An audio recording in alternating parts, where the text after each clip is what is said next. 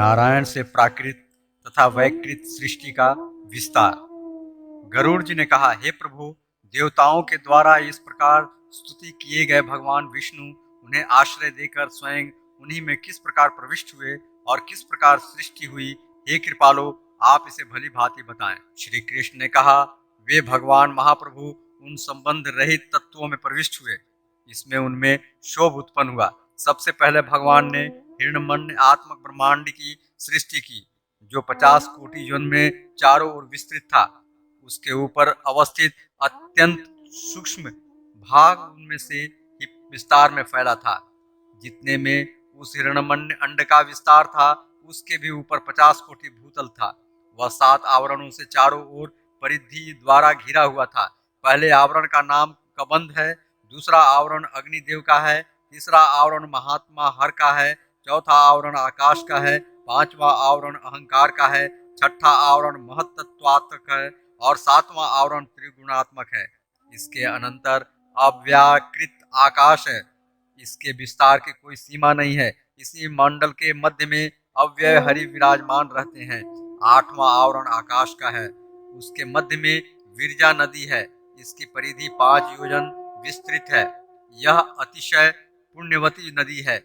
विरजा नदी में भली भांति स्नान करके लिंग देह का भी परित्याग कर हरि की मोक्ष पद की प्राप्ति होती है।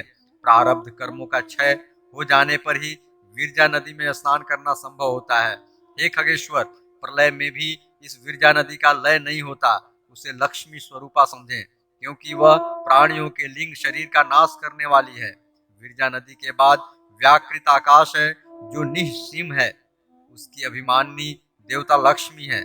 सृष्टि के समय उस ब्रह्मांड के अभिमानी देवता ब्रह्मा थे, जो विराट नाम से कहे गए। इस प्रकार ब्रह्मांड आदि का सर्जन कर अव्ययात्मा भगवान हरि उन तत्वाभिमानी देवताओं के साथ उस ब्रह्मांड के ऊपर नीचे सर्वत्र व्याप्त होकर नित्य स्थित रहते हैं।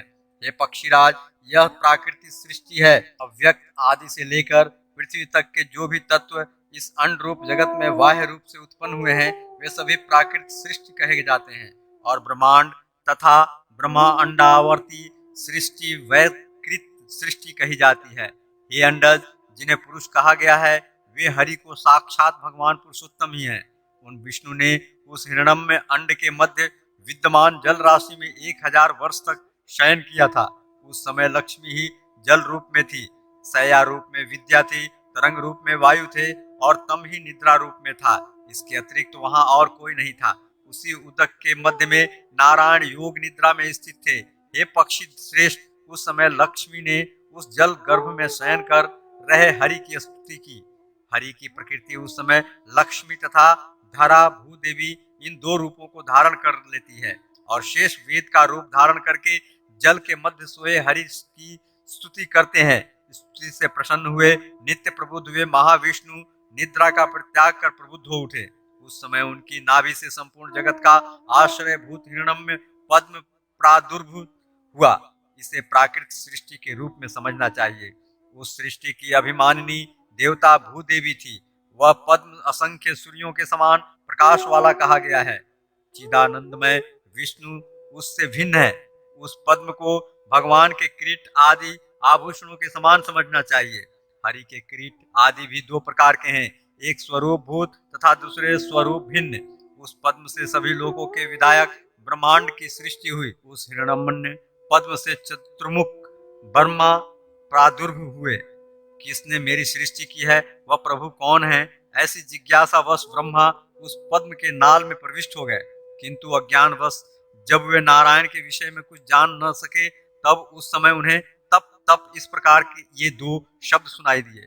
उन शब्दों के अभिप्राय को ठीक ठीक समझते हुए विष्णु में एकमात्र निष्ठा रखने वाले ब्रह्मा ने हरि की प्रीति प्राप्त करने की इच्छा से दिव्य 1000 वर्ष तक तपस्या की। हे खगेंद्र, तपस्या से प्रसन्न होकर हरि भक्त श्रेष्ठ ब्रह्मा को दिव्य वर प्रदान करने के लिए प्रकट हो गए। भगवान चतुर्भुजधारी थे। वे कमल के समान उनके नेत्र थे। वक्षस्थल श्रीवत्स से सुशोभित था तथा गला कौस्तुभ मणि की माला से अलंकृत था। वे अत्यंत प्रसन्न मुद्रा में थे। उनके नेत्र करुणा से आर्द्र थे। ऐसे उन नारायण का ब्रह्मा को दर्शन हुआ।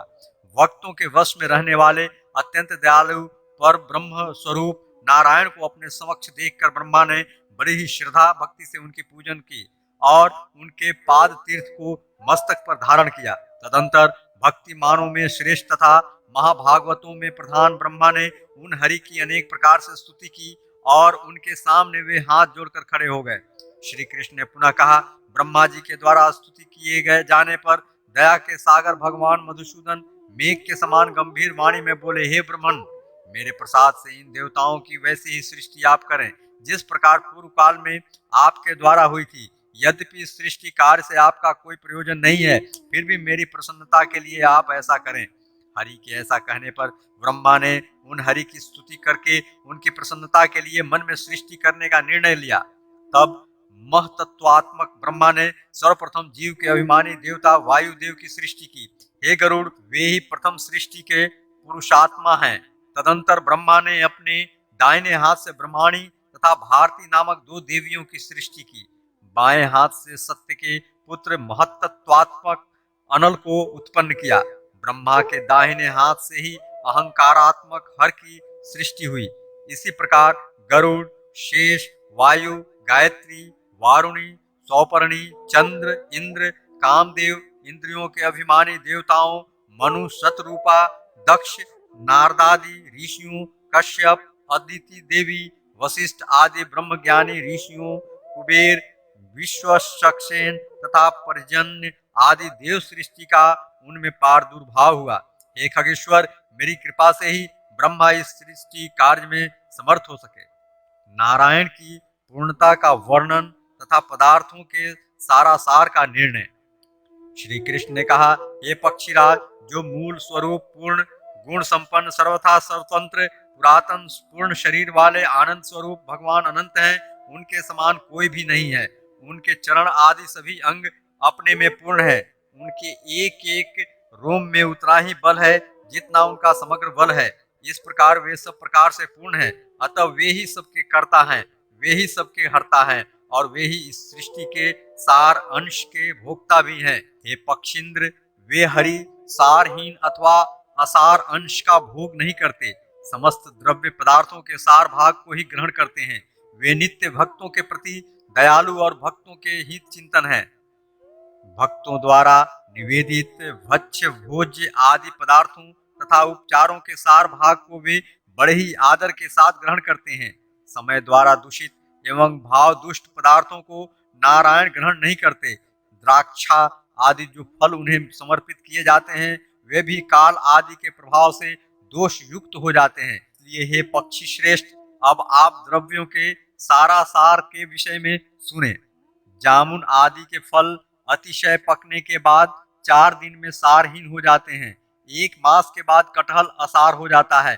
6 मास के बाद खजूर तिक्त पदार्थ के समान हो जाता है। पवित्र नारिकेल फोड़ने के बाद 1 दिन रात के अनंतर असार हो जाता है। सूखे नारिकेल और खजूर में यह दोष नहीं हो आता। हे पक्षीराज, 1 वर्ष के बाद सुपारी, 1 घड़ी के बाद तांबूल, 3 घंटे के बाद पके हुए अन्न और सूप आदि असार हो जाते हैं। 3 पक्ष के बाद तेल में पकाया पदार्थ और 12 घंटे के बाद घी में पकाया हुआ पदार्थ असार हो जाता है। 9 घंटे के बाद शाक निसार हो जाता है।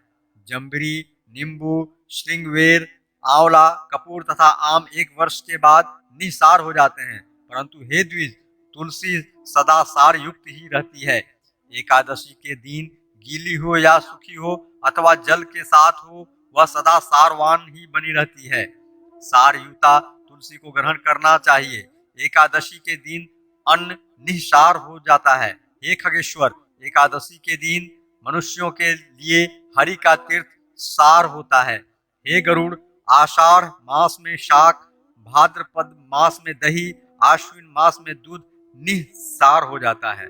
इसी प्रकार हरि के नामोच्चारण से विहीन मुख और हरि को नैवेद्य के रूप में अर्पित किए बिना बना हुआ समस्त भोजन निस्सार हो जाता है। 3 दिन में अलसी का पुष्प, 1 प्रहर में मल्लिका, आधे प्रहर के बाद चमेली सारहीन हो जाती है। 3 वर्ष तक केसर, 10 वर्ष तक कस्तूरी तथा 1 वर्ष तक कपूर सारवान कहा गया है, परंतु चंदन को सदा सारवान ही कहा गया है। परमात्मा हरि तथा देवी महालक्ष्मी के विभिन्न अवतारों का वर्णन। हे पक्षी श्रेष्ठ, हरि पूर्णानंद स्वरूप हैं। उनके समान किसी भी देश अथवा काल में कोई नहीं है। उन्हीं हरि ने लोक कल्याण के लिए संपूर्ण सद्गुणों के सागर के रूप में अवतार ग्रहण किया। वे ही विष्णु समस्त अवतारों के बीजभूत हैं। वे ही वासुदेव कहलाते हैं।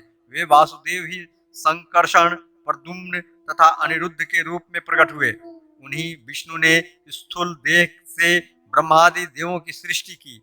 उन्हीं विष्णु ने संत कुमार आदि के रूप में शरीर धारण किया और तपस्या, ब्रह्मचर्य तथा इंद्रिय निग्रह की शिक्षा दी। उन्होंने ही पृथ्वी के तथा दैत्यराज हिरण्याक्ष के उद्धार हेतु एवं भूमि की स्थापना और सज्जनों की रक्षा के लिए वराह का अवतार धारण किया।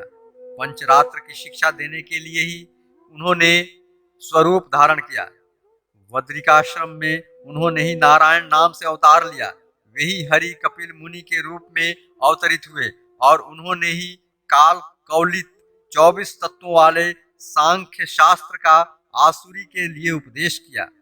वे ही नारायण अत्रि पत्नी देवी अनसुईया से दत्तात्रेय के रूप में प्रकट हुए और उन्होंने ही राजा अलर्क को आन्वीक्षिकी नामक तर्क विद्या का उपदेश दिया।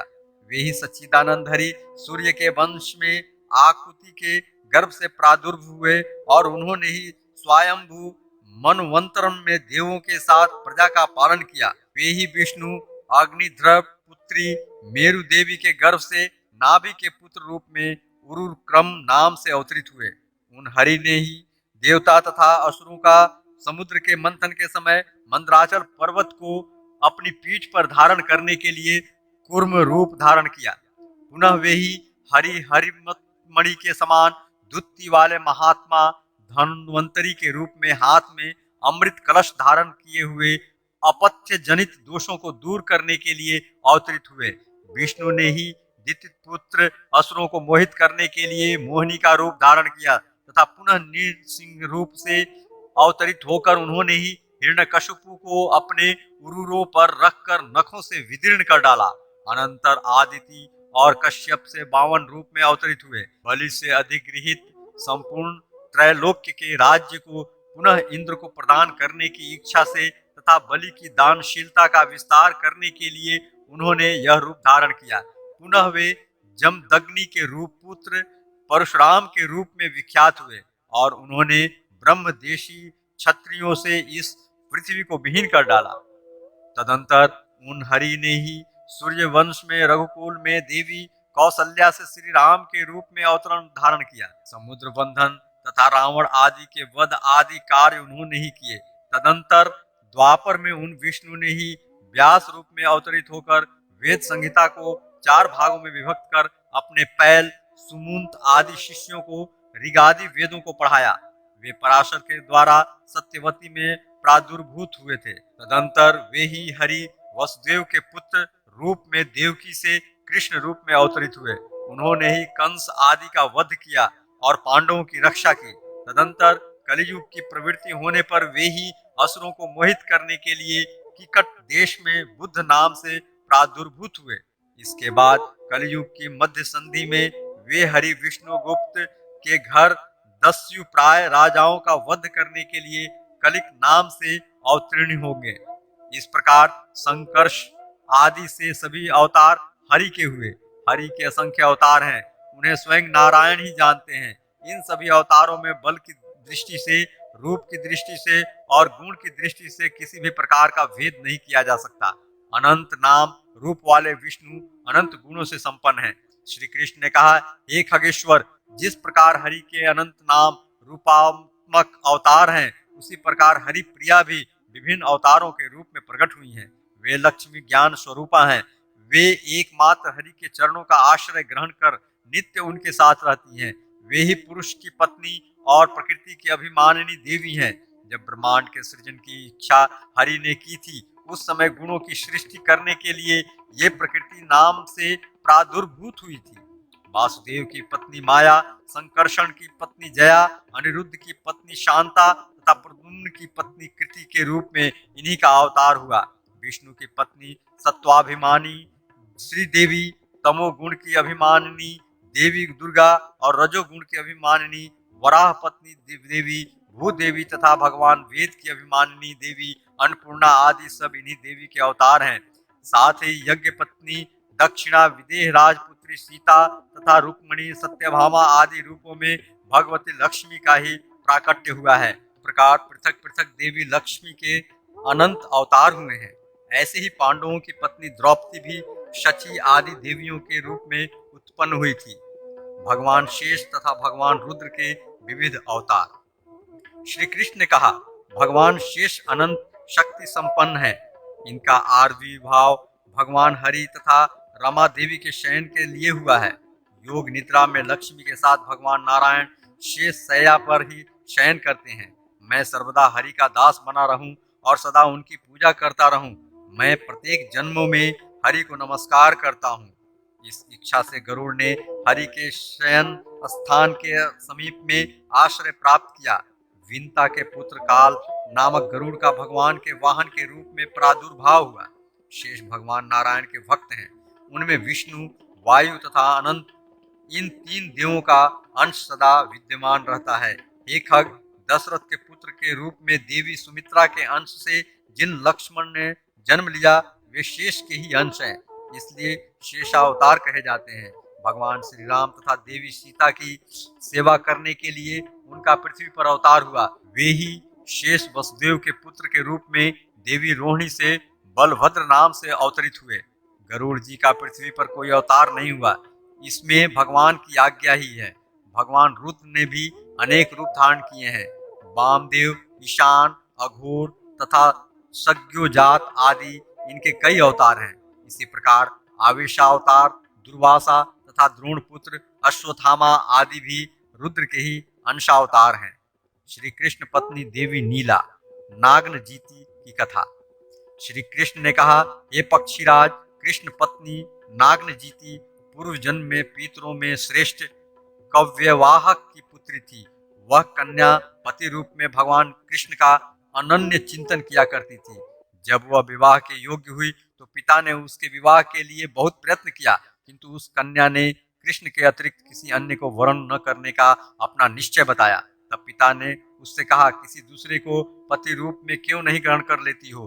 तब उसने अपने पिता से कहा, हे तात, सर्व गुण संपन्न हरि के अतिरिक्त मेरा और कोई पति नहीं हो सकता। हे तात, मुझे ऐसा लगता है कि इस जन्म में मुझे सौभाग्य की प्राप्ति है ही नहीं, क्योंकि मेरे तो एकमात्र वर्ता वे भगवान हरि ही हैं और कोई नहीं। यद्यपि संसार में सभी स्त्रियां सदा सौभाग्यवती मानी जाती हैं, किंतु उन्हें विधवा ही समझना चाहिए, क्योंकि अनादि नित्य संपूर्ण संसार के एकमात्र सार स्वरूप परम सुंदर मोक्षदाता तथा सभी इच्छाओं की पूर्ति करने वाले भगवान को जो पति रूप में नहीं मानती है, वे सदैव विधवा के समान ही है। जिन स्त्रियों के पति विष्णु भक्त हैं, उन स्त्रियों का जन्म सफल है। अनेक जन्मों में संचित किए गए पुण्यों से ही विष्णु भक्त पति प्राप्त होता है। कलियुग में विष्णु भक्त दुर्लभ है, हरि भक्त तो सदा ही दुर्लभ रही है। कलियुग में हरि की कथा दुर्लभ है, हरि के भक्तों की सत्संगी और भी दुर्लभ है। कलियुग में शेषाचल पर विराजमान रहने वाले भगवान विष्णु का दर्शन दुर्लभ है। विष्णुपदी कालंदी नदी के तट पर विराजमान रहने वाले भगवान रंगनाथ का दर्शन करना बड़ा ही दुर्लभ है। कांची क्षेत्र में जाकर भगवान वरदराज की सेवा करना और दर्शन प्राप्त करना भी सुलभ नहीं है। राम सेतु का दर्शन सरल नहीं है। श्रेष्ठ जनों ने कहा है कि भीमा नदी के तट पर रहने वाले विष्णु का दर्शन प्राप्त करना सुलभ नहीं है, और न तो रेवा नदी के तट पर स्थित विष्णु का एवं गया क्षेत्र में विष्णुपाद का दर्शन ही सुलभ है। मृत्युलोक में रहने वाले लोगों के लिए बद्री वन में भगवान विष्णु का दर्शन पाना भी सुलभ नहीं है। श्री लक्ष्मी नारायण की निवास भूमि शेषाचल पर रहने वाले तपस्वी भी दुर्लभ है। प्रयाग नामक तीर्थ में नित्य निवास करने वाले भगवान माधव का दर्शन करना मनुष्यों के लिए सरल नहीं है। इसलिए हे तात, कृष्ण से अतिरिक्त किसी दूसरे को पति रूप में वर्ण करने की मेरी इच्छा नहीं है। अपने पिता से ऐसा कहकर वह कुमारी शेषाचल पर्वत की ओर चली गई। कपिल नामक महातीर्थ में पहुंचकर उसने वहां विराजमान भगवान श्रीनिवास का दर्शन कर उन्हें प्रणाम किया। 3 दिन तक सम्यक रूप से उनकी सेवा करके वह पाप विनाशन नामक तीर्थ में चली गई। विवाह की इच्छा से उस तीर्थ में स्नान करके उस तीर्थ के उत्तर दिशा में 2 कोस के विस्तार में फैले हुए गुफा रूपी एकांत स्थान में जाकर भगवान नारायण के ध्यान में पश्चर्या में स्थित हो गई और उसने अनेक प्रकार के उनकी स्तुति की। उस कुमारी ने स्तुति करते हुए कहा, हे देव, आप ही मेरे माता पिता पति सखा पुत्र गुरु श्रेष्ठ स्वजन मित्र और प्राण वल्लभ हैं। हे प्रभु, ये सभी सांसारिक पिता आदि स्वजन तो निमित्ता मात्र से अपने बने हैं, पर आप तो बिना निमित्त ही सदा से मेरे सब कुछ हैं। इसलिए हे मुरारे, मैं आपकी ही भार्या होना चाहती हूँ। इसी कारण मैंने यह कौमार्य व्रत धारण किया है। हे श्रीनिवास, आपको मेरा नमस्कार है, आप मुझ पर प्रसन्न हो। उसकी पराप भक्ति से प्रसन्न हो करुणा सागर भगवान श्रीनिवास ने प्रकट होकर कहा, हे कुमारी के, हे सुभगे, कृष्ण अवतार में मैं तुम्हारा पति होऊंगा। ऐसा वर देकर भगवान वहीं पर अंतर ध्यान हो गए। तदंतर कव्यवाह की पुत्री वह कुमारी भी यौगिक रीति से वहीं अपना शरीर छोड़कर कुंभ के घर में नीला नाम से उत्पन्न हुई। हे परीक्षित राज, द्वितीय से उत्पन्न दैत्यों को मार करके मैंने नीला नाम की लक्ष्मी को प्राप्त किया। तत्पश्चात नग्नजीत नामक राजा के घर में उस कुमारी ने जन्म लिया।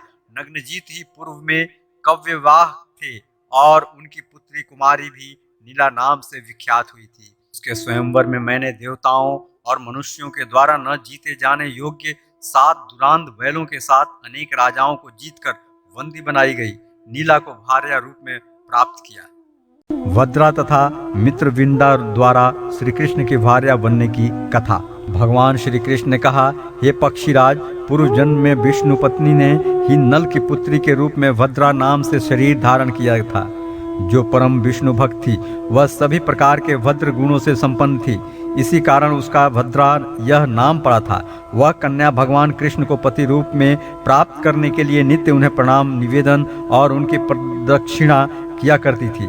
कन्या भाव में स्थित अपनी भद्रा नामक पुत्री की वैसी कठिन तपस्या देखकर पिता नल ने कहा कि हे नंदिनी पुत्री भद्रे, किसके लिए तुम अपने शरीर को कष्ट दे रही हो? ऐसा करने से तुम्हें कौन सा फल मिल जाएगा, उसे मुझे बताओ।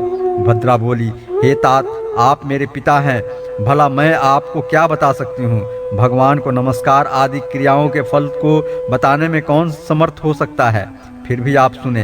हे तात, करुणा निधान भगवान विष्णु ही सदा मेरे स्वामी रहे हैं। मैं हरि के दासों की भी दासी हूँ। हे विष्णु, मैं आपके चरणों में प्रणाम करती हूँ, मेरी रक्षा करें। ऐसा कहती हुई भद्रा ने दंडवत रूप में भूमि पर गिरकर अपने स्वामी नारायण को प्रणाम किया। पुनः भद्रा कहने लगी, हे तात, भगवान विष्णु को नित्य निरंतर प्रणाम करना चाहिए।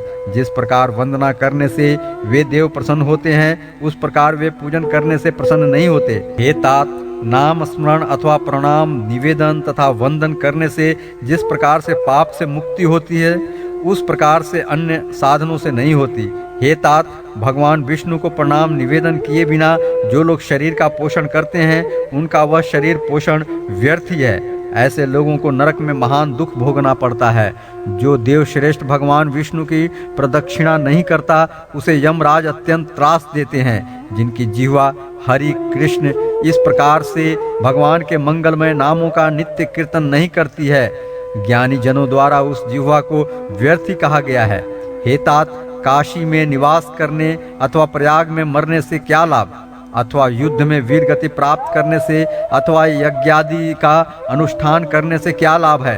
समस्त तीर्थों में भ्रमण करने से अथवा शास्त्र के अध्ययन से किस प्रयोजन की सिद्धि हो सकती है? जिनकी जिह्वा के अग्रभाग पर हरि नाम नहीं है, जिनके शरीर से भगवान विष्णु को नमन नहीं किया गया है, जिनके पैरों ने भगवान विष्णु की प्रदक्षिणा नहीं की है, ऐसे लोगों का सब कुछ करना व्यर्थ ही है, ऐसा महान लोगों का कहना है। अतः हे तात, भगवान विष्णु को नमन करना और उन्हें निरंतर स्मरण करना ही प्राणी का वास्तविक कार्य है। निश्चित ही यह मनुष्य जन्म अत्यंत दुर्लभ है, किंतु दुर्लभ होने पर भी वैसे ही नश्वर है जैसे जल में स्थित बुलबुला होता है। हे तात, इस नश्वर शरीर का कोई भरोसा नहीं है। अतः जो समय प्राप्त है उसमें भगवान को नमस्कार वंदन आदि करते रहना चाहिए। हे पिताजी, आप भी ऐसा ही करें। हे पक्षीराज, पुत्री के ऐसे निर्मल वचनों को सुनकर श्रद्धा समन्वित हो पिता नल ने भगवान विष्णु को नमस्कार किया और यथाशक्ति उनकी प्रदक्षिणा की। तदंतर पुनः वह भद्रा भगवान को प्राप्त करने की इच्छा से उन्हीं के ध्यान में निमग्न हो गई। इसी में उसका नश्वर शरीर भी कब शांत हो गया, इसका उसे भान ही नहीं रहा। श्री कृष्ण ने कहा, हे पक्षी श्रेष्ठ, पुनः मेरे पिता वसुदेव की बहिन के उदर से कैकेयी इस नाम से उस भद्रा नाम वाली कन्या ने जन्म लिया। भद्र गुणों से युक्त होने के कारण वह उस जन्म में भी भद्रा नाम से ही प्रसिद्ध हुई और उसे मैंने प्राप्त किया। श्री कृष्ण ने गरुड़ से पुनः कहा, हे गरुड़, जिस प्रकार मित्र विंदा का विवाह हुआ, अब मैं उसे बताता हूँ। मित्र विंदा हरि की सदैव प्रिय रही है। पूर्व जन्म में हरि को मित्र रूप में प्राप्त करने की इच्छा करने वाली वह देवी सदा उनके विषय में चिंतन करती रहती थी कि किस उपाय से भगवान विष्णु को प्राप्त किया जा सकता है। यद्यपि उन्हें प्राप्त करने के बहुत से उपाय हैं, पर श्रेष्ठतम उपाय कौन हो सकता है, वह ऐसा विचार करने लगी। उसने निश्चय किया कि सभी साधनों में श्रेष्ठ साधन है सात्विक पुराणों में वर्णित भगवान की कथाओं का श्रवण करना। जो व्यक्ति भगवान विष्णु की कथा का श्रवण नहीं करता, उसका जन्म लेना व्यर्थ है। जिसने भगवान विष्णु के गुणानुदान का कीर्तन करने वाले भागवत पुराण को नहीं सुना, उसका जीवन व्यर्थ है। इसलिए सदा हरि कथा का श्रवण करना चाहिए। हे तात, जहाँ भगवान विष्णु से संबंधित कथा रूपी महानदी प्रवाहित नहीं होती तथा जहाँ नारायण के चरणाम्बुजों का आश्रय नहीं है और जहाँ मुख से भगवान विष्णु का नामस्मरण नहीं होता, वहाँ किसी प्रकार के क्षण मात्र भी नहीं रहना चाहिए। जिस गांव में भागवत शास्त्र की चर्चा नहीं होती और न जहाँ भागवत के रस को जानने वाले ही होते हैं, साथ ही जिस घर में भगवान विष्णु के द्वारा कही गई गीता के अर्थों का निष्कर्ष जानने वाले नहीं हैं, अथवा जिस ग्राम में भगवान की सहस्त्र नाम वाली विष्णु सहस्त्र की चर्चा नहीं होती, अथवा जहाँ उन दोनों गीता और विष्णु सहस्त्र नाम के रसों का ज्ञान रखने वाले नहीं हैं, वहाँ क्षण मात्र भी किसी प्रकार से नहीं रहना चाहिए। अथवा मनुष्य के जीवन में जिस दिन भगवान विष्णु की दिव्य कथा का श्रवण नहीं होता है, उस दिन उस प्राणी की आयु व्यर्थ हो जाती है। रस पारखी विद्वान स्वर्णादि से निर्मित आभूषणों से विभूषित कानों को सुंदर नहीं कहते। भगवान विष्णु की मंगलमयी कथाओं से पूरित कानों को ही सुंदर बताते हैं। इस कारण से जो लोग सर्वदा भागवत के अर्थ तत्व का श्रवण करते हैं और निरंतर उसका वाचन करते हैं, उन्हीं का जन्म सफल है, ऐसा श्रेष्ठ जनों का कहना है। संसार में हरि सर्वत्र व्याप्त हैं, वे ही नित्य हैं, अंतर्यामी हैं, ऐसा समझने के लिए जिनके द्वारा सदा भली भांति प्रभु का चिंतन किया जाता है, उनके योग क्षेम का वहन वे विष्णु स्वयं ही करते हैं। ऐसे भक्तों का अशुभ नहीं होता है। भगवान हरि शुभ अशुभ फल कर्मानुसार ही देते हैं, इसलिए धन प्राप्ति के लिए कोई यत्न नहीं करना चाहिए। प्रयत्न तो हरि तत्व की प्राप्ति के लिए ही करना उचित है। इसी कारण हे तात, मैं भी सदैव भगवान की सत्य कथाओं का श्रवण किया करती हूँ। पूर्व काल में मैंने भगवान की कथा का श्रवण किया था और फिर शरीर का परित्याग कर आपकी पुत्री के रूप में पृथ्वी पर मैंने जन्म लिया है। श्री कृष्ण बोले, हे पक्षिन, उस मित्र विंदा ने पृथ्वी पर रहने के लिए वसुदेव की बहन के उदर में सुमित्रा नाम से जन्म लिया। भागवत कथा के श्रवण से ही वह भगवान विष्णु को मित्र के रूप में प्राप्त कर सकी है। इसी कारण उसका मित्र विंदा यह नाम पड़ा है। हे खगराज, स्वयंवर में अनेक राजाओं के मध्य भामिनी उस मित्र विंदा ने मेरे गले में जयमाला डाल दी और मैं समस्त राजाओं को परास्त कर मित्र विंदा को साथ लेकर अपनी पुरी आ गया। सूर्यपुत्री कालिंदिनी की कथा। श्री कृष्ण ने कहा, हे खगेश्वर, अब मैं कालिंदिनी की उत्पत्ति के विषय में बता रहा हूँ, आप सुने। विवस्वान नाम के सूर्य की कालिंदिनी नाम वाली एक पुत्री उत्पन्न हुई। हे पक्षीराज, उस कालिंदिनी को यमुना तथा यमुना के नाम से भी कहा गया है। भगवान कृष्ण की पत्नी बनने की इच्छा से उसने विशिष्ट तप किया था। पूर्व जन्म में अर्जित पापों का अनुताप अर्थात उनका शमन करना तप है। हे पक्षीराज, अब आप अनुताप के विषय में सुने। पूर्व जन्म में जिसने भगवान मुकुंद के दिव्य मंत्रों का जप नहीं किया, हरि नामामृत का स्मरण नहीं किया, भगवान के पादार बिंदुओं की वंदना नहीं की, हरि की नैवेद्य को ग्रहण नहीं किया, सुंदर गंध से युक्त पुष्पों को मुरारी को अर्पित नहीं किया, भगवान की भक्ति नहीं की, ऐसा सोच सोचकर मन में जो पश्चाताप होता है, दुख होता है, वह कहने लगता है, हे मुकुंद, मैं इस पुत्र मित्र कलत्राद्रि से युक्त संसार में अत्यंत संतप्त हो रहा हूँ। हे भगवान, कब मैं आपके मुखार बिंद का दर्शन करूंगा? मुझसे आपकी सेवा पूजा नहीं हुई है, मेरा उद्धार कैसे होगा? हे हरे, मैं महान पापी हूँ, कब मुझे आपके दर्शन होंगे? हे प्रभु, मैंने अनंत जन्मों में सांसारिक संबंधों के द्वारा अणु मात्र भी सुख नहीं प्राप्त किया, और न तो मैं आपकी सेवा ही कर रहा हूँ और न आपके भक्त जनों की संगति ही कर रहा हूँ। हे मुरारे, मेरा शरीर कष्ट से जल रहा है, ऐसा अगतिक मैं अब आप मुकुंद की शरण छोड़कर और किसकी शरण में जाऊं? हे भगवान, मुझ पर दया कर मेरी रक्षा करें। श्री कृष्ण ने पुनः कहा, हे पक्षीराज, इस प्रकार का पश्चाताप करना ही अनुताप है, इसका नाम तप भी है। हे पक्षीराज, सूर्यपुत्री उस कालंदिनी ने भी इसी प्रकार का अनुताप करते हुए यमुना के तट पर तपस्या की और श्री हरि के ध्यान में वह निमग्न हो गई। तत्पश्चात हे पक्षीराज, एक दिन मैं अर्जुन के साथ यमुना के तट पर गया। तप करती हुई उसको वहां देखकर मैंने अपने मित्र अर्जुन से कहा कि हे पार्थ, आप शीघ्र ही उस कन्या के समीप में जाकर पूछें कि वह किस कारण से तप कर रही है। मेरे ऐसा कहने पर अर्जुन ने वैसा ही किया और कालिंदिनी का सब वृतांत भी बता दिया। तत्पश्चात मैंने शुभ मुहूर्त आने पर सम्यक रीति से वहां जाकर उस कालिंदिनी का पाणी ग्रहण किया। हे पक्षी श्रेष्ठ, मुझ पूर्णानंद को किस सुख की अभिलाषा है, फिर भी उस पर अनुग्रह करने की दृष्टि से ही मैंने उस कालिंदिनी का पाणी ग्रहण किया है। लक्ष्मणा द्वारा भगवान श्री कृष्ण को प्राप्त करने की कथा। श्री कृष्ण ने कहा, हे पक्षीराज, जो ये लक्ष्मणा है, पूर्व सृष्टि में वेदांतों के पारंगत अग्निदेव की पुत्री थी। सभी प्रकार के शुभ लक्षणों से संपन्न होने के कारण सुलक्ष्मणा इस नाम से इनकी प्रसिद्धि हुई। जिस प्रकार लक्ष्मी सभी लक्षणों से पूर्ण है, जैसे भगवान विष्णु सभी लक्षणों से परिपूर्ण है, उसी प्रकार लक्ष्मणा भी सभी गुणों से पूर्ण है। वह सुलक्ष्मणा श्री कृष्ण को पति रूप में प्राप्त करने के लिए नित्य विविध उपचारों से उनकी पूजा किया करती थी। एक बार उसने अपने पिताजी से कहा, हे तात, वे हरि सर्वत्र व्याप्त हैं, सब में स्थित हैं और सर्वांतर्यामी हैं। दान आदि जो भी शुभ कर्म किया जाता है, उन्हीं को उद्देश्य करके करना चाहिए। उनकी संतुष्टि के लिए उन्हें भक्ति पूर्वक विविध उपचारों को समर्पित करना चाहिए। भक्ति पूर्वक समर्पित किए गए अन्न पान आदि पदार्थों को वे मुकुंद निश्चित ही ग्रहण करते हैं। गृहस्थ को चाहिए कि वह सर्वप्रथम भोज्य पदार्थों का समर्पण भगवान हरि के लिए अवश्य करे। जो गृहस्थ ऐसा करता है वह गृहस्थ धन्य है, अन्यथा उसका जीवन व्यर्थ है। माधव नाम से अभिहित वे भगवान हरि इस प्रकार से हमारे द्वारा समर्पित अन्नादि को ग्रहण करते हैं, ऐसा समझकर उन्हें पदार्थ अर्पित करना चाहिए।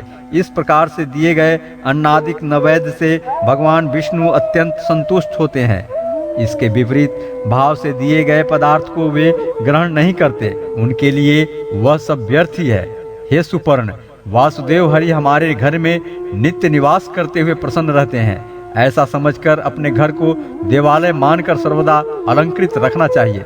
हे तात, अनंत रूपी ऐसे वे हरि अनंत रूपों में सब में विस्तृत रहते हैं। श्री कृष्ण ने कहा, हे पक्षीराज, अपने पिता से इस प्रकार कहकर वह उन भगवान को पति रूप में वर्ण करने के लिए अनन्य मन से उनकी सपर्यार में लगी रही और की जा रही मेरी इस सेवा से भगवान हरि ही मेरे पति हों, ऐसा चिंतन करती हुई उस लक्ष्मणा ने अपने शरीर का परित्याग कर दिया और पुनः मद्र देश के राजा की पुत्री के रूप में जन्म लिया।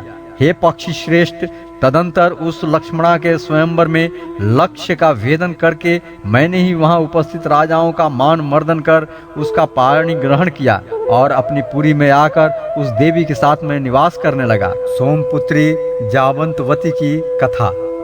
भगवान श्री कृष्ण ने कहा, हे पक्षी श्रेष्ठ गरुड़, इस सृष्टि से पूर्व सृष्टि की बात है। जावंतवती श्री सोम की पुत्री थी। श्री सोम श्री विष्णु की सेवा में लगे रहते थे। उनकी पुत्री जामंतवती भी पिता का अनुसरण करती थी। वह नित्य पुराण सुनती, प्रतिक्षण भगवान का स्मरण करती, उनके चरणों की वंदना करती और उनकी सेवा में लगी रहती। धीरे धीरे जामंतवती के अंतःकरण में संसार की नश्वरता घर करती चली गई। वह समझ गई कि सुख दुख माया के खेल हैं। इनके ऊपर उठकर वह भगवत प्रेम में आनंद विभोर रहने लगी। उनकी वाणी से भगवान के नाम और गुण का कथन होता रहता। आंखें प्रभु की प्रतीक्षा में रत रहती, कान उनकी मीठी बातें सुनने के लिए उत्सुक रहते, हाथ अर्चना के संभार में लगे रहते और पैर उनकी प्रदक्षिणा में व्यस्त रहते। हृदय में एक ही कामना रह गई थी कि मैं भगवान के चरणों की दासी कैसे बन जाऊं। वह सारा कार्य भगवान के लिए करती थी और संपन्न होने पर उन्हें भगवान को ही समर्पित कर देती थी। ब्राह्मणों और संतों की पूजा में उसे रस मिलता था। एक दिन श्री सोम ने तीर्थ यात्रा का विचार किया। इस विचार से जामंतवती फूली न समाई। वह पहले से ही उन स्थलों को देखना चाहती थी जहाँ भगवान ने अपनी लीलाएं की हैं और जहाँ वे अदृश्य रूप से आज भी विराजते हैं।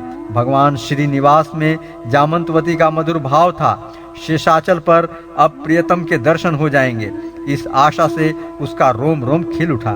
पिता का भी भगवान में पूरा लगाव था। दोनों की उत्सुकता अनिर्वचनीय थी।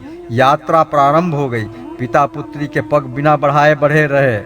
धीरे धीरे कपिल नामक तीर्थ आ गया। सदगुरु जैगीषव्य की आज्ञा से पिता ने मुंडन कराया, स्नान किया और तीर्थ श्राद्ध किया। फिर विविध प्रकार के दान दिए। इसके बाद सदगुरु ने वेंकटाद्रि का महत्व सुनाया। इससे उन यात्रियों के मन में श्रद्धा का अतिरेक हो गया। वे लोग बहुत प्रेम से इस पवित्र पर्वत पर चढ़ने लगे। सदगुरु जैगीषव, नारद, प्रहलाद, पराशर, पुंडरीकी आदि महाभागवतों की कथा सुनाते रहे। नाम के रस का आस्वादन करते हुए लोग चल रहे थे। सच पूछा जाए तो वे चल नहीं रहे थे, अपितु आनंद वापी में डूब उतरा रहे थे और तरंगे स्वयं उन्हें आगे पहुंचाती जाती थी। जामंतवती तो मानो आनंद वारिधि में उतराती चली जा रही थी। चढ़ते चढ़ते एक मनोरम तीर्थ आया। जामंतवती ने पूछा, गुरुदेव, यह कौन सा तीर्थ है? वह कौन भाग्यशाली है जिस पर भगवान ने यहाँ अनुग्रह किया है? इस प्रश्न से जैगीषव्य बहुत प्रसन्न हुए। उन्होंने कहा, बेटी, इस तीर्थ का नाम नारसिंह तीर्थ है। भक्तराज प्रहलाद प्रेमवश भगवान श्री निवास के दर्शनों के लिए यहाँ पधारे थे। उनके साथ दैत्यों के कुमार भी थे। वे यहाँ भगवान के दर्शनों के लिए उत्कंठित हो गए थे। उन्होंने प्रहलाद से कहा था, मित्र, जब नृसिंह रूप भगवान श्री निवास कण कण में व्याप्त हैं, तब इस जल में क्यों नहीं दिखाई देते? कृपा कर उनके दर्शन करा दीजिए। भक्तराज प्रहलाद ने अपने भगवत प्रेमी मित्रों को बहुत आदर दिया। इसके बाद उन्होंने भगवान से प्रार्थना की कि वे सबको दर्शन दें। भगवान ने संतराज की प्रार्थना स्वीकार की। दैत्य कुमार दर्शन पाकर कृत्य हो गए और भगवान, इस जल में स्नान करने से ज्ञान की प्राप्ति होगी, ऐसा वरदान देकर प्रहलाद तथा दैत्य कुमारों के साथ सदा के लिए इस तीर्थ में बस गए। उनका यह वास आज भी वैसे ही है और आगे भी वैसे ही रहेगा। मध्याह्न के बाद आज भी चारों ओर जय जय के शब्द सुनाई पड़ते हैं। इस इतिहास को सुनकर सबको रोमांच हो आया। सभी को भगवान श्रीनिवास ने दर्शन दिया। जामंतवती के मधुर भाव के अनुरूप भगवान ने हजारों कामदेव के समान अपना कामनीय रूप दिखाया। देखते ही जामंतवती का प्रत्येक अंग शिथिल हो गया, रोमांच हो गया और आंखों से प्रेम के अश्रु ढलने लगे। किसी प्रकार टूटे फूटे शब्दों में जामंतवती ने कहा, नाथ, श्री चरणों में रख लो। अब तक भगवान ने अपने सौंदर्य सुधा का ही पान कराया था। अब उन्होंने अपने वचन सुधा का पान कराते हुए कहा, जामंतवती, मैं तुम्हें वेंकट मंत्र बताता हूँ, तुम यहीं रहकर इसका जाप करो। जामंतवती को लगा कि उसके कानों में अमृत उड़ेल दिया गया हो। वो आनंद से बेसुध होने लगी। उसे न अपना पता था न पराये का। जन्म की साथिन लाज कहाँ चली गई, इसका भी उसे पता न था। आनंदोवेश में वह नाचने लगी। जामंतवती के उस नृत्य से सारा ब्रह्मांड रस विभोर हो उठा। स्वर्ग से अप्सराएं उतर आईं और जामंतवती के अगल बगल में नाचने लगी। देवताओं ने दुदुम्भी बजाई और आकाश से पुष्प की वृष्टि की। इसी प्रकार भगवान के प्रेम में आह्लादित होते हुए जामंतवती की तीर्थ यात्रा चलती रही। गुरु जैगिशव्य ने भगवान वेंकटेश का महात्म्य उसे सुनाया। स्वामी पुष्करणी तीर्थ जहाँ श्रीनिवास सदा विराजमान रहते हैं का इतिहास बतलाया, जिसे सुनकर वह आनंद से भर गई। श्रीनिवास के प्रति उसका अनुराग बढ़ता ही गया। गुरु द्वारा बताए गए वेंकटाद्रि सभी तीर्थों का जामंतवती ने बड़े ही भाव से सेवन किया। अंत में वह ऋषि तीर्थ पहुंची। सप्त ऋषियों से सेवित उस पुण्य पवित्र ऋषि तीर्थ में उसका मन रम गया। वह वहीं रुक गई। दीर्घ समय तक उसने वहां तप का अनुष्ठान किया। हे पक्षीराज, वह कन्या जामंतवती मेरे कृष्णावतार धारण करने तक वहां तपस्या में अनुरक्त रही। उसका शरीर अत्यंत पवित्र हो चुका था। अंत में उसने मुझे पति रूप में प्राप्त करने की अभिलाषा से योग धारणा द्वारा अपने उस शरीर का परित्याग कर दिया और वह भक्तराज जामंतवान के घर में पुनः उत्पन्न हुई। वहां उसका नाम भी जामंतवती ही पड़ा। भक्ति परायणता जामंतवती पिता के घर में धीरे धीरे बढ़ने लगी। पूर्व जन्म के समान ही इस जन्म में भी वह एकमात्र हरिनिष्ठ थी। उसके पिता जामवान भी महान भक्त थे। उन्होंने अपनी पुत्री जामंतवती को पत्नी रूप में मुझे समर्पित कर अपने को धन्य माना। जामंतवती ने भगवान श्री कृष्ण को सदा के लिए अपना पति बना लिया। उसकी भक्ति सफल हो गई। विश्व के नाथ ने विधि के साथ जामंतवती से विवाह किया। सब और आनंद ही आनंद छा गया। जामंतवती के विवाह की पवित्र कथा बताकर श्री कृष्ण ने पक्षीराज गरुड़ को उन कृपालु भगवान श्रीनिवास की भक्ति का विस्तार से महात्म्य बतलाया और कहा कि हे गरुड़ जी, भगवान को कभी भूलना नहीं चाहिए। निरंतर उनके हरि आदि मंगलमय नामों का उच्चारण करते रहना चाहिए। कल्याणकामी मनुष्य को चाहिए कि वह अपने शास्त्र विहित कर्मों को करते हुए प्रत्येक समय वासुदेव हरि का स्मरण करता रहे। ऐसा करने से नारायण अत्यंत प्रसन्न होते हैं। इसलिए हे गरुड़ जी, भगवान हरि को प्रिय लगने वाले कार्यों में ही सदा व्यक्ति को अनुराग रखना चाहिए। गुरुर पुराणांतरण ब्रह्मकांड संपूर्ण। नम्र निवेदन और क्षमा प्रार्थना। भगवत कृपा से इस वर्ष कल्याण के विशेषांक के रूप में संक्षिप्त गरुड़ पुराणांक पाठकों की सेवा में प्रस्तुत है।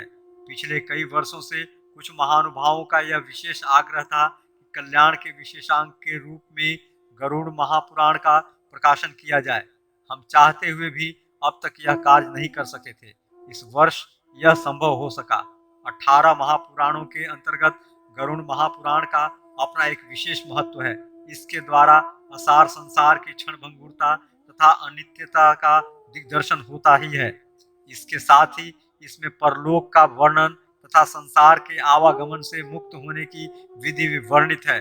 चतुर्वर्ग चिंतामणि, वीर मित्रोदय, हेमाद्रि, विधान परिजात आदि सभी प्राचीन निबंध ग्रंथों में अनुष्ठान, व्रत, दान एवं श्राद्ध आदि के प्रकरण में मूल श्लोकों का संदर्भ भी प्राय गरुड़ पुराण का ही मिलता है।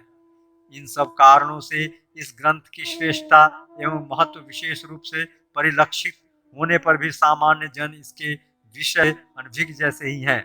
अतः स्वाभाविक रूप से यह प्रेरणा हुई कि गरुड़ पुराण महापुराण की कथा वस्तु को जनता जनार्दन की दृष्टि में लाने के लिए इस बार इसी महापुराण का अनुवाद विशेषांक के रूप में प्रस्तुत किया जाए। इस प्रेरणा के अनुसार ही यह निर्णय कार्य रूप में परिणित हुआ। वास्तव में गरुड़ महापुराण एक पवित्र वैष्णव ग्रंथ है। इसके अधिष्ठात्री देव भगवान विष्णु है। यह महापुराण अधिकतम 3 खंडों में विभक्त है। पूर्व खंड आचार कांड, उत्तर खंड धर्मकांड, प्रेतकल्प और ब्रह्मकांड। अधिकांश संस्करणों में केवल 2 ही खंड पूर्व और उत्तर दिए गए हैं, जबकि खेमराज श्री कृष्ण दास द्वारा प्रकाशित पुस्तक में इन दोनों कांडों के अतिरिक्त ब्रह्म कांड भी दिया गया है। पूर्व खंड आचार कांड में भक्ति, ज्ञान, वैराग्य, सदाचार एवं निष्काम कर्म की महिमा तथा यज्ञ, दान, तप, तीर्थ सेवन, देव पूजन, श्राद्ध, तर्पण आदि शास्त्र विहित शुभ कर्मों में जन साधारण को प्रवृत्त करने के लिए अनेक लौकिक एवं पारलौकिक पुण्यप्रद फलादि का वर्णन किया गया है। इनके अतिरिक्त इसमें व्याकरण, छंद, स्वर, ज्योतिष, आयुर्वेद, रत्नसार, नीतिसार आदि अन्यान्य उपयोगी विविध विषयों का यथाक्रम समावेश हुआ है। गरुड़ महापुराण में मुख्य रूप से उत्तरखंड में प्रेत कल्प का विवेचन अत्यधिक महत्वपूर्ण है, जिसमें मृत्यु का स्वरूप, मरणासन, व्यक्ति की अवस्था और उसके कल्याण के लिए अंतिम समय में किए जाने वाले कृत्यों तथा विविध प्रकार के दानों का निरूपण हुआ है। मृत्यु के बाद औधर दैहिक संस्कार, पिंडदान, श्राद्ध, संपिंडीकरण, कर्म विपाक, पापों के प्रायश्चित का विधान आदि वर्णित है। इसमें नरकों का तथा स्वर्ग एवं वैकुंठ आदि लोकों के वर्णन के साथ ही पुरुषार्थ, चतुष्टय, धर्म, अर्थ, काम और मोक्ष को प्राप्त करने की विविध साधनों का निरूपण भी हुआ है। इसके अतिरिक्त जन्म मरण के बंधन से मुक्त होने के लिए आत्मज्ञान का प्रतिपादन भी किया गया है। वास्तव में गरुड़ महापुराण की समस्त कथाओं और उपदेशों का सार यह है कि हमें आसक्ति का त्याग कर वैराग्य की ओर प्रवृत्त होना चाहिए तथा सांसारिक बंधनों से मुक्त होने के लिए एकमात्र परमात्मा की शरण में जाना चाहिए। यह लक्ष्य प्राप्ति कर्मयोग और ज्ञान अथवा भक्ति द्वारा किस प्रकार हो सकती है, इसकी विशद व्याख्या इस महापुराण में हुई है। यह पुराण भगवत प्राप्ति के लक्ष्य को सामने रखते हुए साधकों के लिए उनके ग्रहण करने योग्य विभिन्न अनुभूत सत्य मार्गों के विघ्नों का तथा विघ्नों से छूटने के उपायों का बड़ा ही सुंदर निरूपण करता है। मनुष्य इस लोक से जाने के बाद अपने पारलौकिक जीवन को किस प्रकार सुख समृद्ध एवं शांतिप्रद बना सकता है तथा उसकी मृत्यु के बाद उस प्राणी के उद्धार के लिए पुत्र पौत्रादिक पारिवारिक जनों के कर्तव्य का विशद वर्णन भी यहाँ प्राप्त होता है। यह महत्वपूर्ण प्रकरण अन्य किसी पुराण या ग्रंथ में हमें उपलब्ध नहीं होता। इस गरुड़ महापुराण के श्रवण और पठन से स्वाभाविक ही पुण्य लाभ तथा अंतःकरण की परिशुद्धि और भगवान में रति एवं विषयों से विरति होती है। साथ ही मनुष्यों को ऐहिक और पारलौकिक हानि लाभ का यथार्थ ज्ञान भी हो जाता है। तदनुसार जीवन में कर्तव्य निश्चय करने की अनुभूत शिक्षा भी मिलती है। साथ ही जो जिज्ञासु शास्त्र मर्यादा के अनुसार अपना जीवन यापन करना चाहते हैं, उन्हें इस पुराण से कल्याणकारी ज्ञान, साधन तथा सुंदर एवं पवित्र जीवन यापन की शिक्षा भी प्राप्त होती है। इसके अतिरिक्त पुत्र पौत्रादि पारिवारिक जनों की पारमार्थिक आवश्यकता और अनेक कर्तव्य बोध का परिज्ञान भी इसमें कराया गया है। इस प्रकार यह महापुराण जिज्ञासु जनों के लिए अत्यधिक उपायदे, ज्ञानवर्धक, सरस तथा उनके यथार्थ अभ्युदय और कल्याण में पूर्णतया सहायक है।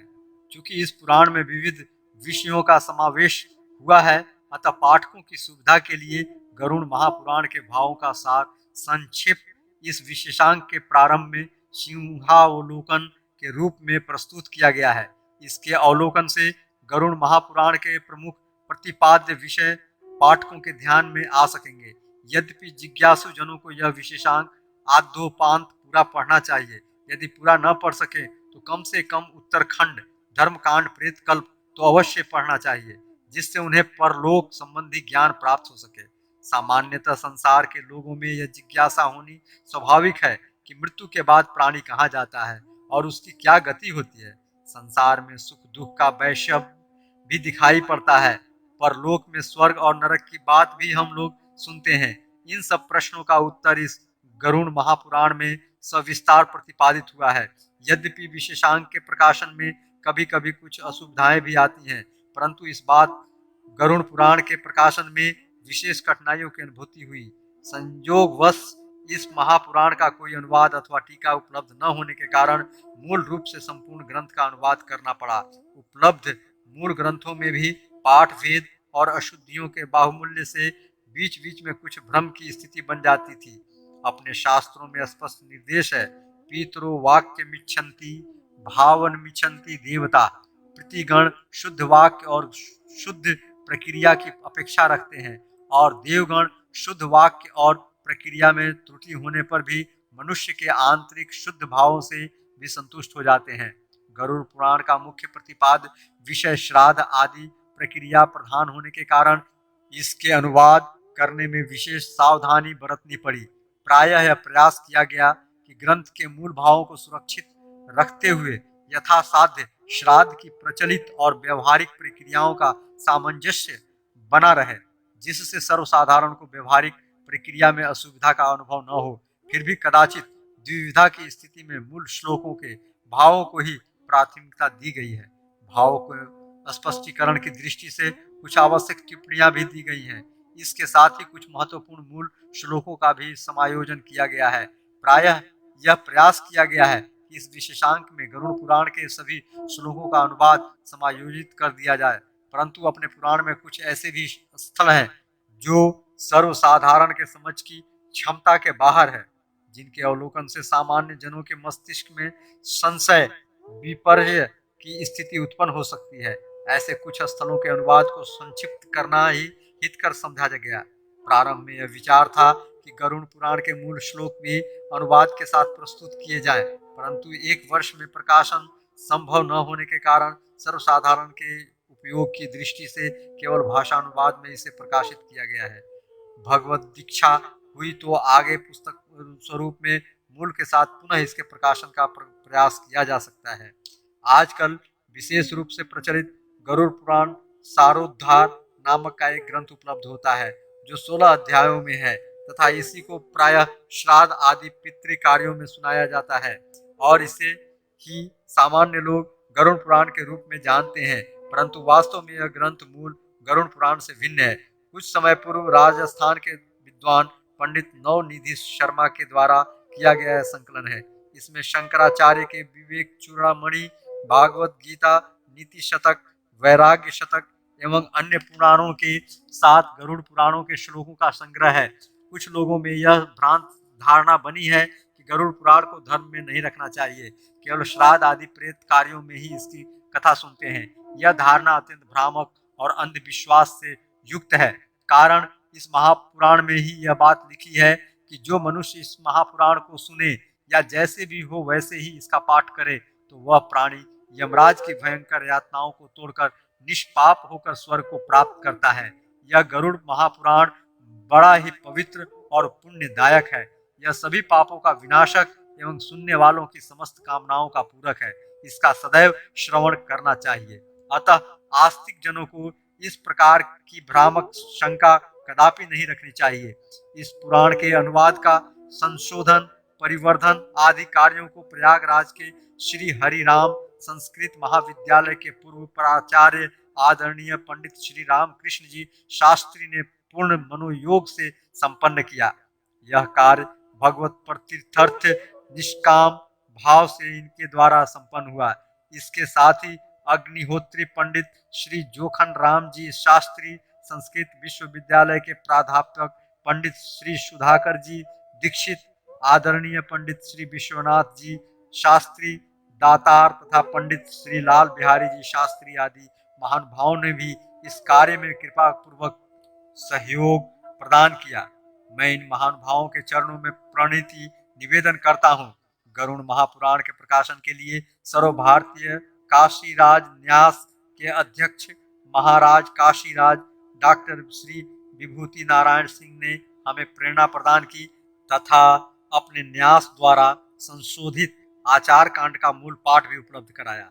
हम उनके प्रति अपनी कृतज्ञता व्यक्त करते हैं। कल्याण संपादकीय विभाग के पंडित श्री जानकी नाथ जी शर्मा के सहयोग के प्रति भी हम आभारी हैं। इस विशेषांक के संपादन, प्रूफ, संशोधन, चित्र निर्माण तथा मुद्रण आदि कार्यों में जिन जिन लोगों से हमें सहृदयता मिली वे सभी हमारे अपने हैं। उन्हें धन्यवाद देकर हम उनके महत्व को घटाना नहीं चाहते।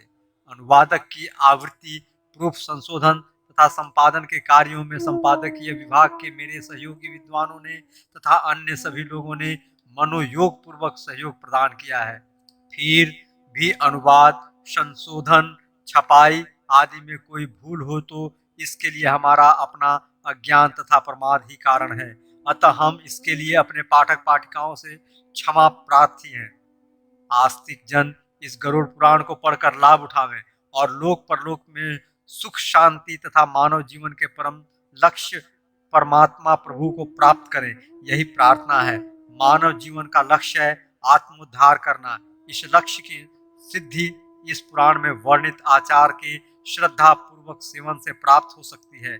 गरुड़ पुराण के समस्त कथानक एवं उपदेशों का सार यही है कि हमें आसक्ति का त्याग कर कर्तव्य कर्मों को करते हुए वैराग्य की ओर प्रवृत्त होना चाहिए तथा सांसारिक बंधनों से मुक्त होने के लिए एकमात्र विश्व सृष्टा परमात्मा की शरण ग्रहण करना चाहिए। इस लक्ष्य की प्राप्ति कर्म, ज्ञान और भक्ति द्वारा किस प्रकार हो सकती है, इसकी विशद व्याख्या भी इस पुराण में वर्णित हुई है। इसके साथ ही अपने पितृजनों को परलोक में सद्गति प्राप्त कराने के लिए पुत्र पौत्रादि के कर्तव्य का भी निरूपण हुआ है। यदि इस विशेषांक के अध्ययन से हमारे देशवासियों को मनुष्य जीवन के वास्तविक ध्येय को हृदयंगम करने तथा उनकी ओर बढ़ने में कुछ भी सहायता मिली तो यह भगवान की बड़ी कृपा होगी, श्रम साधक होगा और हम अब इसे अपना सौभाग्य मानेंगे। सर्वे भवन्तु सुखिनः, सर्वे सन्तु निरामया, सर्वे भद्राणि पश्यन्तु मा कश्चित् दुःख भाग भवेत्।